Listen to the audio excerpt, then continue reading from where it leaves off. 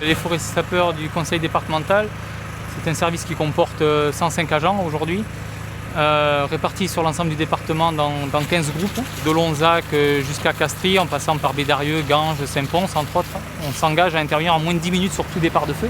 Le but, c'est au moins de stopper l'incendie, pas de l'éteindre, mais au moins de le stopper pour éviter qu'il progresse en attendant l'arrivée des pompiers qui, eux, vont arriver avec des moyens plus lourds pour parfaire l'extinction. On va armer les îlots en fonction des risques, puisqu'on a une analyse météo qui est faite le soir à 17h par Météo France et une analyse météo qui est refaite le matin même à 10h du matin pour la journée. Et en fonction de ces risques météo, on va couvrir plus ou moins certains secteurs et on va déployer nos forces, les forestiers sapeurs, sur ces secteurs à risque. Le PC-Feu hélico 34 appelle.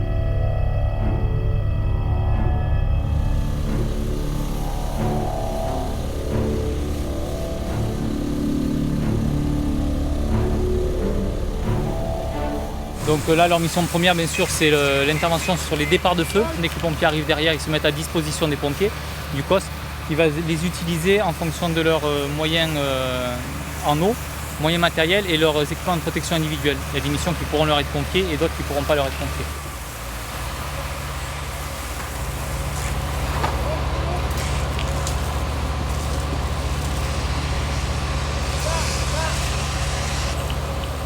Donc là, sur cette intervention-là, le feu aurait pu se propager le long de la haie et se propager après à la haie de cyprès plus loin. Tout ça. Donc il a vraiment été stoppé au plus tôt et c'est vraiment le but de notre action sur le territoire. Ouais, Papa Charlie, bonjour, forestier sapeur 501, responsable de l'ensemble des forestiers. J'ai avec moi les 3 forestiers sapeurs désengagés de la Manière. On se dirige vers Sébazan. Est-ce que vous avez une mission pour nous? J'ai 3 véhicules FS.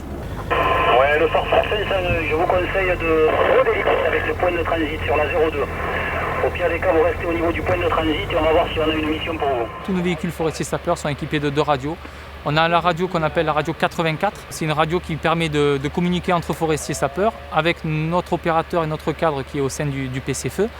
Cette radio, en plus de la fonction radio-voix, a une fonction géolocalisation, donc qui nous permet de géolocaliser le véhicule dès qu'il arrive sur intervention.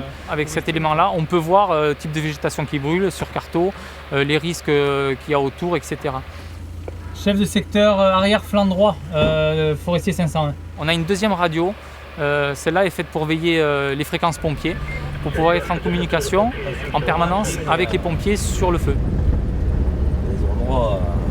PC-Feu de Picpus pour fumée blanche de petite importance qui prend l'ampleur à 145 degrés. La coquillade du PC-Feu. L'opérateur qui est là veille la fréquence 84, qui est la fréquence forestière. Son rôle, c'est de faire le relais avec les véhicules sur le terrain, de déclencher les véhicules selon où se trouve le sinistre, les véhicules les plus près. Pour cela, il dispose de plusieurs outils. Donc, il a un logiciel informatique, un logiciel radio, et il a aussi les tours de guet qui, elles, vont détecter théoriquement les premières fumées. Et selon ces premières fumées, il va pouvoir faire des visées avec le logiciel. Et avec ces visées, il va pouvoir donc localiser le feu au plus près et envoyer les moyens nécessaires. On va voir exactement quelle est la végétation qui brûle. Au moment où ils arrivent, on a le point GPS précis, là où ils sont, là où il y a le feu. Donc le rôle du cadre, c'est de venir en appui à l'opérateur après avoir fait sa gestion administrative. Donc gestion administrative, il est là pour coordonner l'ensemble des moyens du département, donc les 105 forestiers et maximum 45 patrouilles. Donc là, on voit aujourd'hui, on a 34 patrouilles d'armée. Les zones météo sont déterminées par rapport à l'hygrométrie et puis par rapport au vent. Au jour d'aujourd'hui, très sévère, donc là on n'est pas loin du Minervois. Il n'y a pas eu beaucoup de pluie, voire très peu. Par contre, aujourd'hui, le vent a grossi. Donc on attend des rafales de 70 à 80 km/h. Donc on se doit de mettre un maximum de patrouilles sur cet endroit-là au cas où. Puis on a un message de première intervention qui permet de savoir qu'est-ce qui brûle, combien il y a eu de surface qui a brûlé, qu'est-ce qui est menacé, quel est le vent sur zone. Enfin, toutes ces choses qui vont permettre aux pompiers d'envoyer les renforts nécessaires en fonction. On est les premiers intervenants. Voilà.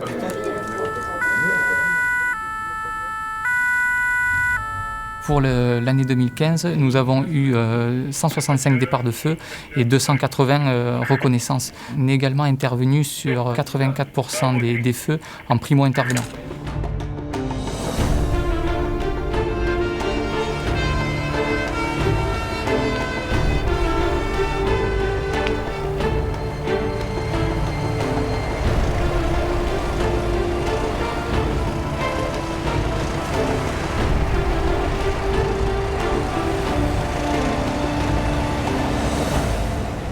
L'été, on est en bleu.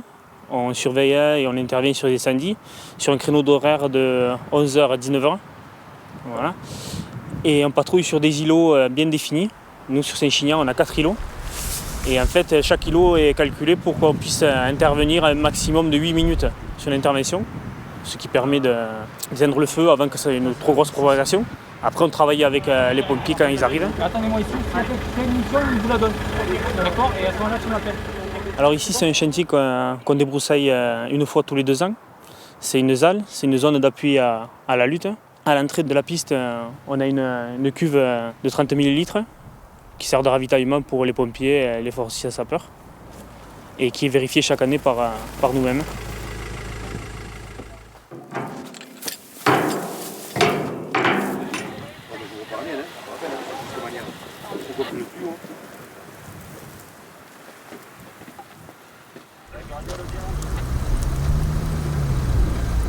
Il y a presque 1500 litres d'eau. Déjà, dans une intervention pour le feu, c'est hyper important parce que c'est pas 600 litres d'eau. 600 litres d'eau, ça va vite, quoi. 1500 litres, on peut bien attaquer le feu, on peut faire de la protection, c'est différent, quoi. Après, justement, il est très haut et c'est vrai qu'il est hyper efficace. Voilà, après, c'est un super véhicule pour nous, en tant que forestiers, dans les premières interventions, quoi. On fait déjà un travail énorme, quoi. On fait des patrouilles, on est surveillance incendie. Donc actuellement c'est un chantier à nous qu'on surveille souvent. Et actuellement, depuis 2 ou 3 mois, il y a des feux en permanence, des petits départs de feu à droite à gauche. Donc voilà, on est en surveillance et intervention. Ce qu'on fait l'hiver, ça nous aide l'été. Donc on sait très bien que si on débroussaille bien l'hiver, ça nous avantage un petit peu l'été. On a vraiment une connaissance parfaite du territoire puisque l'ensemble des forestiers sapeurs patrouillent l'été sur le secteur où ils travaillent l'hiver. Donc ils connaissent le moindre petit chemin de vigne, le moindre accès, les accès possibles ou pas possibles en fonction des barrières, des ouvrages. Donc ce qui est vraiment une force pour l'ensemble du département, c'est d'avoir ces personnes-là à disposition. Donc nous on a fini notre mission, là. Toutes les lisières sont traitées, un véhicule du 10 a fait jonction avec nous. Donc on va venir te rejoindre, refaire le plein et on va reprendre mission.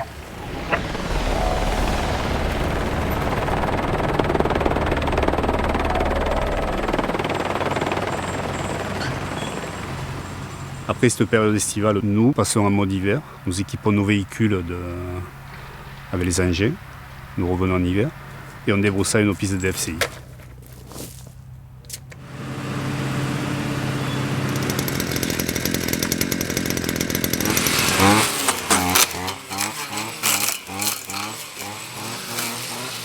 Le département de l'Hérault, avec nos partenaires qui sont la DDTM, le SDIS, l'ONF, ont mis en place un schéma stratégique. Il constitue l'ossature idéale du département en matière d'ouvrage d'FCI. Notre rôle à nous, c'est de préserver et d'entretenir le patrimoine forestier grâce au débroussaillement des pistes d'FCI et de transit. Et également, nous veillons au bon état des ouvrages d'FCI, c'est-à-dire barrières, signalétiques et les citernes.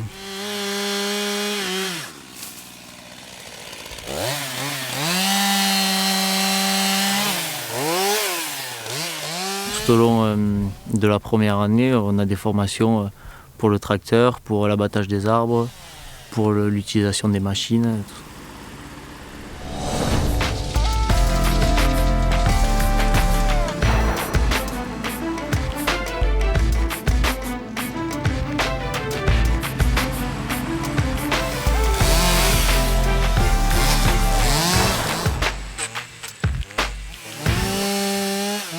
C'est une organisation effectivement particulière, mais bon, quand on rentre au forestier, on sait où on va, quoi.